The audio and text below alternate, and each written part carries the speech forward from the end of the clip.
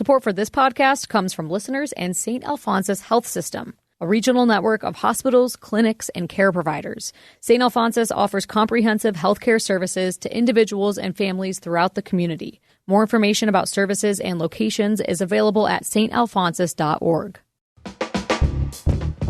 From Boise State Public Radio, this is The Connector. It's Idaho's daily news. Good morning. I'm George Prentice.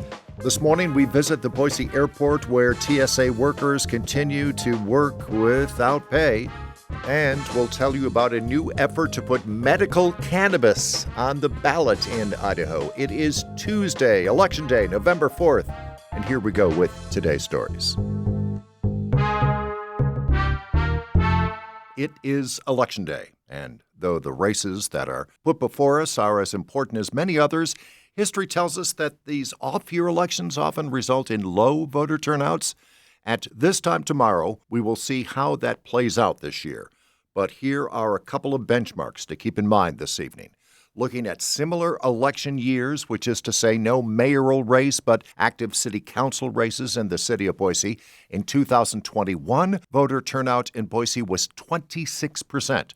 It was another similar year. In 2017, voter turnout in Boise even lower, 18%. But local races and local elections are so important for a lot of the services and resources that we interact with and depend on that really do affect our daily lives. That's Boise State professor Dr. Jacqueline Kettler appearing on this broadcast as part of our series of stories previewing this year's election. You can access all of them on our website. We took a deep dive into two big Boise races, the City Council race in District 6, and the ballot initiative asking voters to approve a levy for land acquisition. Plus, we previewed the election in the McCall area, where voters are considering a new recreation district.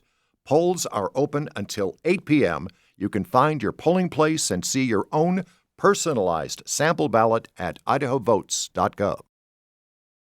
Grocery stores are being told not to assist families who now have no SNAP benefits. For instance, don't give them any special discounts. The letter from the U.S. Department of Agriculture reportedly said you cannot treat SNAP customers differently than any other customer, and that's a quote. A number of media outlets, including Newsweek, reported on the directive to retailers that came on Monday. The email warned stores that offering discounts or services to SNAP-only customers was a violation of the SNAP program's equal treatment rule. Meanwhile, the Trump administration said Monday that it would restart some SNAP benefits, but it will come later in the month, and it would pay out only about half the amount people normally get. That decision came after two federal judges ruled that freezing SNAP payments was unlawful. That, even as the money evaporated from family SNAP EBT cards this past weekend, nearly 42 million people across the nation were impacted, more than 130,000 here in Idaho. The mayor in the city of Star is getting a pretty big pay raise. Right now, the Star mayor makes $85,000. BoiseDev.com says it goes up to $120,000 in January. The Star City Council approved the raise, comparing it to other mid-sized communities. The mayor of Kuna makes $94,000. The mayor of Garden City, $50,000. Again, the mayor of Star will make $120,000. The Boise Airport is organizing a community food drive to help federal employees and airport staff affected by the shutdown and SNAP food benefit delays. Julie Lucata tells us more.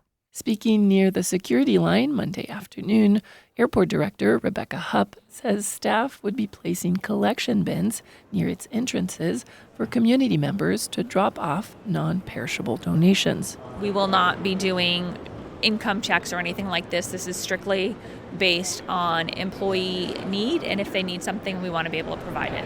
Federal workers like traffic controllers and security staff have not received full paychecks since the last week of September. It's really made me aware of how close anyone can be to poverty. That's TSA worker and union representative Cameron Cochums. He says the strain of paying bills is hitting employee morale. I think it's embarrassing that federal employees in the richest country in the world have to go to food banks, have to get food from their family members, have to borrow cars, have to forego paying their mortgage or rent or anything like that. And I hope we all take a look at this and learn from this. The federal shutdown is entering its fifth week. The White House said Monday it will start paying SNAP benefits again from a contingency fund. The payments will be delayed and half what they usually are. Julie Duqueta, Boise State Public Radio News. The effort to put a medical cannabis initiative on an Idaho ballot next year has been given a green light to proceed. A coalition called the Natural Medicine Alliance of Idaho has received official titles from the Attorney General's office for its petition, and that means they're set to hit the road and begin collecting signatures.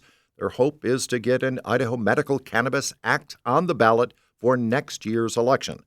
The Capital Sun is reporting that the coalition is hoping to allow patients with chronic pain or debilitating conditions, cancer, AIDS, MS, epilepsy, or Alzheimer's, to access regulated cannabis for pain relief. It will also reclassify cannabis in Idaho from a Schedule I drug to a Schedule II drug. For success, supporters will need to gather and verify at least 70,000 signatures. If they get it to the ballot, a simple majority of voters could approve the initiative.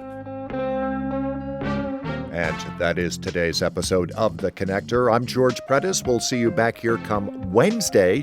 You can always stay in touch with the news at boisestatepublicradio.org. Tell your friends and family about The Connector and how they can find it wherever they find their favorite podcasts.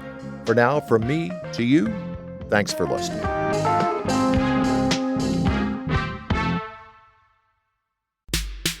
The stories don't stop when this podcast does. Boise State Public Radio's Instagram gives you reels, updates, and snapshots from our reporters in the field. Follow Boise State Public Radio on Instagram today.